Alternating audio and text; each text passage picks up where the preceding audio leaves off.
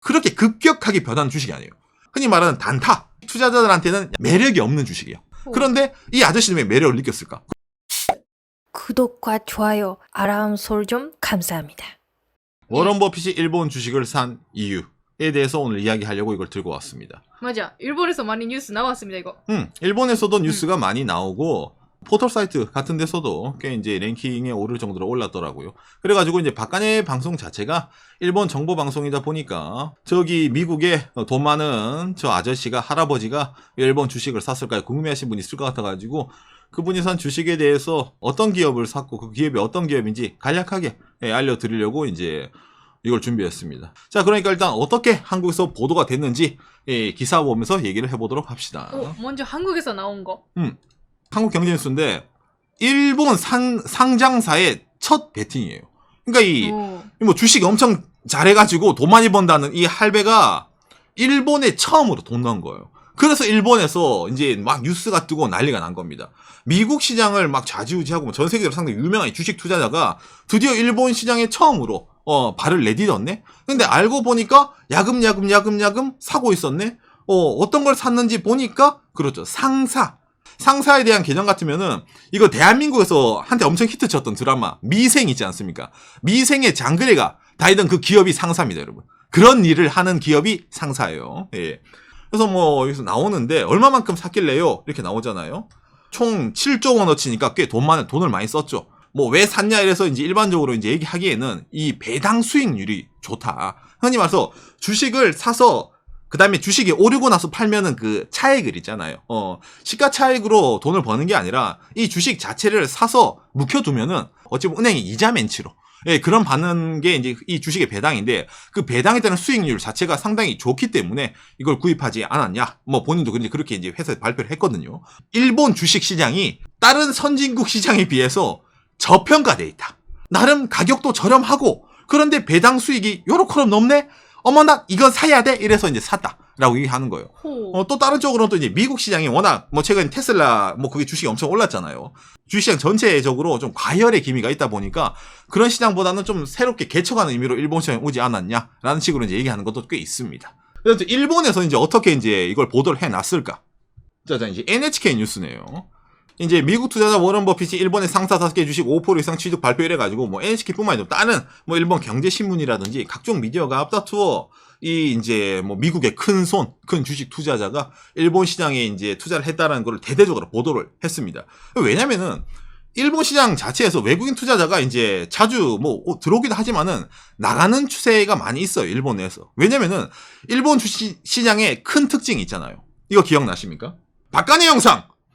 왜 일본은 엔화를 마음대로 찍어도 망하지 않을까? 일본은행과 주식시장의 감춰진 비밀이라는 이 박간의 정말 기가 막힌 영상이 있는데 이거 한번 보고 나시면 저래서 해외 투자자들이 일본으로 안 들어오는구나 라고 여러분들이 기가 막히게 느끼실 것 같아요. 근데 오산 저희는 많이 살쪘네. 뭔가 얼굴이 다르네. 뭔가 좀 다르네. 나오네. 엄마 이건 봐야 돼. 그지?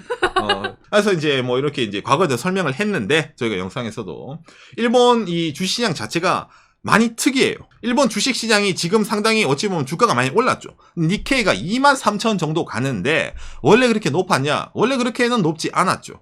일본에 2012년도 말에 현 자민당의 아베 정권이 들어오고 나서부터 니케이 지수가 뭐 1만 왔다 갔다 하던 이 니케이 지수가 엄청나게 급펌핑을 해가지고 막 성장을 한 거예요. 이거는 의도적으로 했기 때문에 그렇죠. 올려야 된다고 해서. 그렇죠. 그러니까 정책상으로 이제 아베노믹스라는 거를 걸고 이렇게 주식시장을 올린 거예요. 아니 어떻게 올렸나? 이게 뭐 정책으로 총리가 나와가지고 내가 주식을 올리겠어요. 이래서 올릴 수 있는 거냐? 아니죠.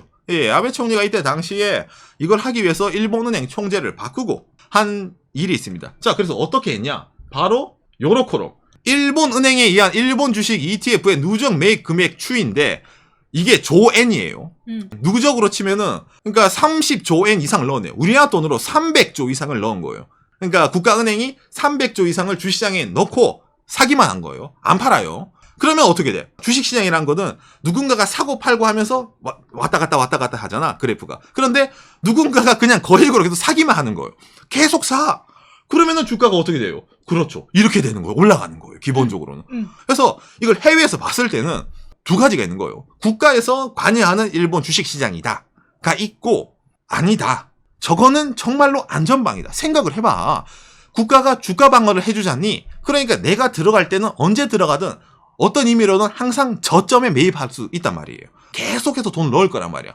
그러면은 내가 그동안 저 사람이 사주면 나는 샀다가 오르면 팔고 그리고 또 샀다가 팔고 이러면은 나는 그 차익만 얻으면 되겠네? 이렇게 생각하는 사람도 있는 겁니다. 2020년 1월 이후 외국인의 일본 주식 매도 금액, 그 다음에 일본은행의 일본 주식 ETF 매입 금액인데 파란색이 일본은행이 사들인 주식 그 양이에요. 금액이에요. 왼쪽이 외국인 투자자들이 판 돈이에요. 외국인은 기본적으로 팔아요. 그러니까 합계적으로 보면은 외국인이 마이너스 46,000인데 일본은행은 5만이니까 기본적으로 주가가 오를 수밖에 없지. 이런 식으로 방어를 치는 거예요. 일본 시장이. 그러니까 외국인들이 일본 주식시장 손절을 쳤다라고 생각을 하더라도 아닙니다, 여러분. 아베노믹스는 아직까지도 바이를 해야 됩니다. 이게 말할 수 있는 게 일본은행이 돈을 넣고 있기 때문입니다. 이게 또 문제시 되기도 합니다. 상당히 일본 내에서. 예를 들어 긴축 정책으로 나간다. 일본은행이 더 이상 주식을 안 살 거래요. 지금까지 산 주식도 팔아가지고 부채 청산을 할 거랍니다, 여러분. 이라는 말이 나오면 어떻게 될 것 같아? 그러면 바로 곤두박질 치는 거예요. 그렇기 때문에 흔히 말하는 차기 일본의 총리에 대한 아베짱 뒤에 누가 오느냐에 따라서 이런 주식 같은 것도 좀 바뀔 수 있기 때문에 많은 투자자들이 일본의 차기 총리에 대해서 주목하는 것도 그 이유이겠죠. 예. 자, 아무튼 그래가지고 워런 버핏 아저씨가 이렇게 일본의 상사 5개 사를 샀다 했잖아요. 이거 아까 한국경제신문에 나와있던 거 멘트로 이토추 상사, 미쓰비시 상사, 미쓰이 물산, 스미토모 상사, 마루베니라는 이 5개의 회사입니다. 이게 일본에서는 흔히 말하는 5대 상사입니다. 예전부터 이런 상사업에 대해서 상당히 전통을 갖고 있는 유명한 기업들이에요. 그래서 딱 보더라도 저 주식을 사나 이렇게 많이 느낍니다. 왜냐면은 일본에서 주식 투자를 하시는 분들은 이 상사들이 상당히 잘 나가는 건 알아요. 기본적으로는 안전한 건 압니다. 근데 주식으로는 매력적인 주식이라고 하지 않습니다. 왜냐하면 이노베이션이 없는 사업이야. 원래는 루트가 있는데 거기서 물건을 사서 물건을 파는 거예요. 전 세계적인 예를 들어 경제 위기가 아닌 이상은 그렇게 흔들리는 사업 모델이 아니다라는 게 상사에 관한 주식 투자자들의 생각이란 말이야. 그래서 그렇게 급격하게 변하는 주식이 아니에요. 그러니까 흔히 말하는 단타 이를 치는 이런 주식 투자자들한테는 약간씩 어찌 보면 좀 이제 멀리하는 저건 별로 매력이 없는 주식이야. 그렇게 보면. 그런데 이 아저씨는 왜 매력을 느꼈을까? 그렇죠. 안정적이다 보니까 어찌 보면 그런 면에서 갖고 있다 보면은 언젠가는 예를 들어 한번 뜰 날이 있겠지. 거기다가 또 갖고 있기만 하더라도 이렇게 배당 수익률이 있다 보니까 은행 이자보다 괜찮네? 나 싶으니까 이제 넣지 않았냐? 이런 식으로 말하는 사람들이 상당히 많이 있습니다. 그래서 이제 아까 제가 일본은행이 주식 산다 했잖아요. 이 아저씨가 산 이 5대 종합 상사 또한 일본은행이 어찌 보면 매집하고 있는 그 주가에 들어가는 겁니다. 전체 넓은 그렇게 많이 사진 않아요. 예. 근데 전체적으로 보면은 그 ETF에 들어가는 거예요. 그리고 아까 제가 오늘 이 뉴스 볼 때 있잖아요. 여러분 실시간 인기 기사 1등 이거 당장 팔아야 vs 1 좋은 일만 할 수도. 혹시 이 기사 보신 분 있습니까? 이 기사가 뭐냐면은 이건데 이게 니켈 광산 매각 논란을 해가지고 한국광물자원공사에서 이제 그 해외 투자를 했는데 그게 적자투성이다. 그래서 이걸 팔아야 된다. 아니다. 이게 니켈 광산이기 때문에 2차 전지의 필수 이게 광물이란 말이에요. 그래서 이거는 뺏길 수가 없다. 왜냐면 이거를 투자 많이 한 게 한국이랑 똑같이 투자한 게 일본 기업이란 말이야. 그래서 이제 이게 밑에 쭉 보면 나오거든요. 광물공사가 매각한 지분을 가져갈 것으로 일본 스미토모 상사가 유력하다는 전망이 나오면서 라고 나오죠. 네, 맞습니다. 지금 바로 이 니켈 광산, 한국만큼 저쪽에 투자를 하고 있는 이 스미토모 상사인데 바로 이겁니다. 세계 최대 규모의 니켈 생산 사업, 암바토비 프로젝트. 글로벌 사례에서 회사에 뜨는 거예요, 이렇게.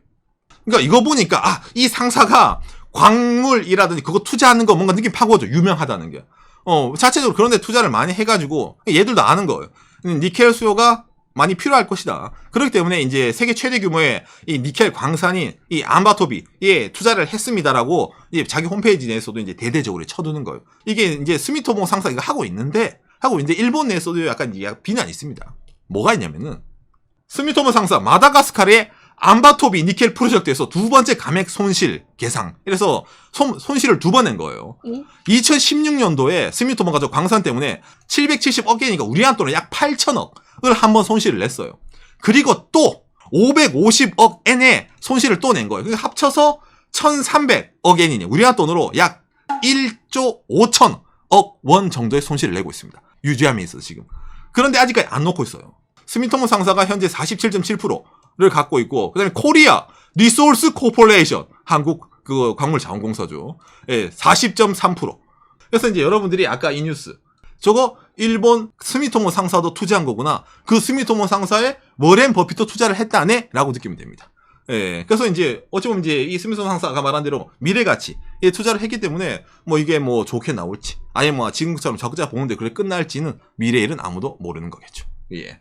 여러분들이 느낄 때 뭐 상사 그래봤자 뭐 어떤 친구들 들어갈 사람 늙지만은 일본의 상사라고 하면은 일투입니다, 여러분. 취업 활동하는 학생들, 취업 활동 관문 중에서 최상위권이 있습니다. 그러니까 엄청나게 엘리트에 들어가요. 엘리트야 들어가고 엘리트인데도 체력이 있어야 들어가요. 거기다가 술도 잘 마셔야 돼요. 뭐 쉽게 말해 토요타 들어가기 힘들어요. 미쯔비시 상사 들어가기 힘들어요. 미쯔비시 상사가 100만 배 들어가기 힘들어요. 그렇죠. 게임이 안 됩니다. 소니가 힘들어요. 이런 상사가 힘들어요. 이 상사가 100만 배 힘들어요. 네, 그 정도로 여러분들이 알고 있는 일본 웬만한 기업들보다 들어가기 힘들고 인재를 빡시게 운영하는 데가 이 상사입니다. 왜냐하면 사람이 판단해서 사고 사람들이 움직이잖아. 물건 장사하는 친구들이니까 투자하는 친구. 그래서 엄청나게 맨파워를 많이 중요시 여기는 이런 기업들입니다. 실제로 일본에서 상당히 선호도가 높아요. 연봉도 셉니다. 20대 연봉 1억 간단하게 찍어요. 이거 있어요. 미쓰비시 상사는 평균 총 600만 원, 미쓰이 부산 총 430만 원. 그러니까 아까 소개한 상사들은 평균적으로 그 총 500만 원 정도. 돈을 많이 줍니다. 근데 그만큼 많이 굴려요. 상사는 월화수목금금금이라는 표현을 쓴단 말이에요.